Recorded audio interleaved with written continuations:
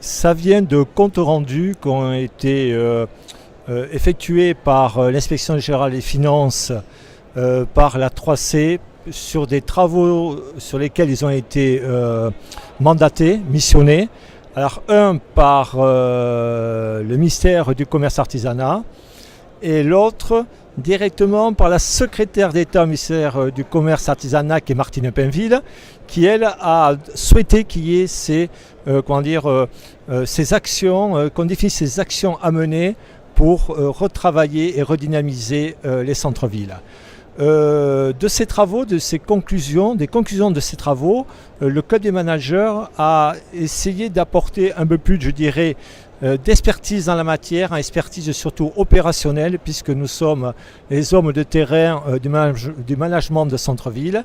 Et donc on s'est accaparé de ces conclusions pour nous travailler dessus, et puis affiner, développer, ajouter aussi des axes sur lesquels ces entités n'ont pas, je dirais, soit développé, soit créé ou soit carrément mis en évidence.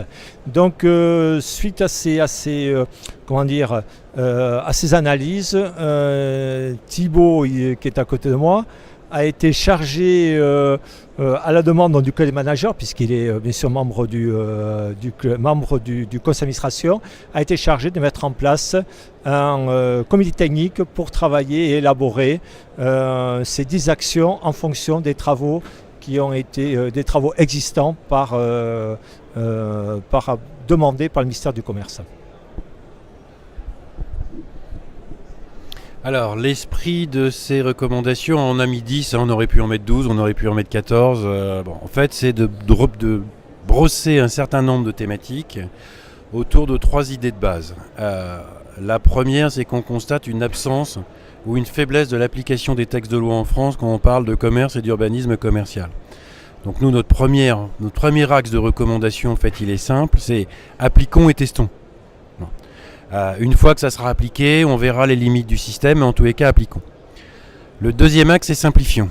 C'est-à-dire qu'aujourd'hui, dans les différents textes qui peuvent être émis aussi bien par le ministère de l'économie, par le ministère de la ville, par le ministère de l'intérieur, etc., on a des définitions de périmètre qui s'enchevêtrent, et ça serait bien qu'on les simplifie, qu'on n'en ait qu'un seul. Ça nous simplifierait le travail et ça serait plus logique. Le troisième axe est en fait de demander et de voir comment on peut mieux travailler avec les unions commerciales, notamment en les professionnalisant et en faisant qu'elles soient le mieux à même de collaborer à une vision globale de la ville. Tout ceci amenant en fait à une quatrième conclusion qui est de dire le commerce est quelque chose de local. C'est ce qu'on a dit tout au long de la journée. Il n'y a pas un centre-ville qui ressemble à un autre pour plein de raisons. Donc la politique du commerce n'est qu'une politique locale. Mais pour qu'elle fonctionne, il faut que tous les acteurs locaux du commerce se mettent ensemble. Et donc ce qu'on souhaite, c'est ça, c'est aussi la logique d'expérimentation de jusqu'où on peut aller quand tous les acteurs locaux se mettent ensemble.